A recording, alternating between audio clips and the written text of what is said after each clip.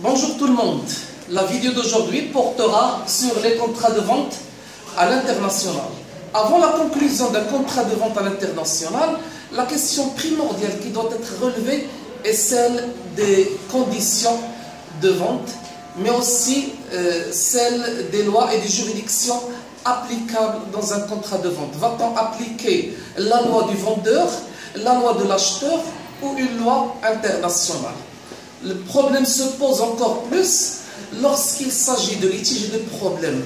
Va-t-on suivre une loi qu'on ne connaît pas ou qu'on ne maîtrise pas? Prenons la première partie du contrat de vente à l'international. Il se subdivise en deux éléments. Chaque contrat comporte des clauses. Il y a des clauses et des mentions obligatoires. Mais en parallèle, il y a des clauses et des mentions particulières. Voyons maintenant les clauses et les mentions obligatoires.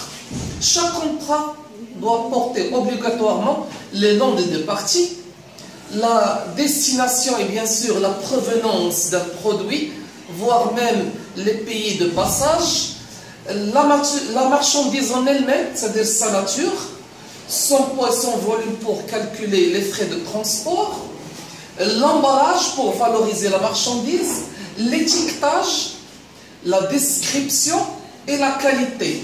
Bien sûr, tout ça on le trouve même dans la facture et dans le devis de la marchandise. Il y a aussi le prix unitaire, la quantité, le montant, les différentes réductions, qu'elles soient commerciaux ou financiers. La monnaie, et lorsqu'on parle de monnaie, il s'agit de relever la notion de délai de paiement, la nature de la monnaie de paiement, de quelle devise on va payer, les moyens de paiement, virement ou bien chèque. Alors, comme je vous disais, les moyens de paiement, il s'agissait bien sûr des chèques à l'international, comme il peut s'agir de virements à l'international à travers le système SWIFT. Ensuite, il s'agit des techniques de paiement. Les techniques de paiement, bien sûr, ils diffèrent des moyens de paiement. Il s'agit des remises documentaires, des crédits documentaires, etc. Mais encore, les charges, le change, ça veut dire que chaque contrat à l'international signifie d'un paiement en monnaie étrangère. Et donc, automatiquement, il y a un change. Donc, il y a un coût derrière tout ça. Bien sûr, il s'agit dans les mentions obligatoires, il s'agit de nature du contrat et bien sûr des commissions. Ça concerne les mentions obligatoires. Voyons maintenant la suite, les mentions particulières qui se subdivisent en deux éléments. Il y a les clauses régissant l'organisation des parties et ensuite il y a l'organisation des relations des parties.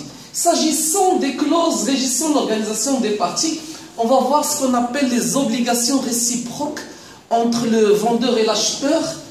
Et bien sûr, il s'agit de durée de contrat et de modalités de réalisation de ce contrat. Par la suite, on a la confirmation. En principe, un contrat il est écrit. Cependant, on peut accepter à l'international que le contrat soit d'autres formes que l'écriture. Il suffit, donc en principe, entre l'acheteur et le vendeur, l'acheteur il fait un appel d'offres. En contrepartie, le vendeur, qu'est-ce qu'il fait? Il envoie un devis, c'est-à-dire les propositions de prix. Il négocie, il passe au contrat, et donc pour cela, l'acheteur passe le bon de commande. Déjà le bon de commande, en lui-même, c'est la confirmation de l'acheteur qu'il est prêt à accepter. Donc, qu'il y ait un contrat, qu'il n'y ait pas déjà la première condition d'un contrat, le consentement de deux parties, le voilà, le bon de commande. En contrepartie, le vendeur, qu'est-ce qu'il fait? Il accepte et il envoie la facture pro forma. Donc, il suffit qu'il accepte et que l'acheteur fait le bon de commande. Et là, nous avons l'acceptation des deux parties du contrat. Donc, le contrat n'est pas obligatoirement un écrit. Il peut qu'il soit un contrat juste, un accord par bon de commande et par acceptation de l'acheteur. Ensuite, il s'agit de discuter des conditions de livraison. Et ça, on les trouve dans les factures. Généralement, en bas de facture, on vous dit conditions de livraison. Et là, je vous ai mis entre parenthèses les incoterms. Les incoterms, ça veut dire les limites de responsabilité et des frais du vendeur et de l'acheteur. Jusqu'à quelle limite le vendeur va vous livrer la marchandise et jusqu'à quelle limite l'acheteur sera responsable de cette marchandise. Généralement, on a 11 incoterms. On verra ça dans un chapitre suivant. Il y a l'actualisation des prix. En fait, on a le cas de l'actualisation des prix au transport. Généralement, on a un prix de transport et on doit l'actualiser avec la probabilité de variation de taux de change et de taux du carburant. On appelle Bunker Adjustment Factor le BAF, premier correctif du prix, et le Currency Adjustment Factor CAF, c'est le deuxième actualisation des prix. Donc généralement les prix de transport peuvent être actualisés. On a en plus des clauses régissant l'organisation des parties. On a l'adaptation du contrat et la répartition des opérations administratives. Voyons maintenant la dernière partie, celle relative à l'organisation de la relation entre les parties.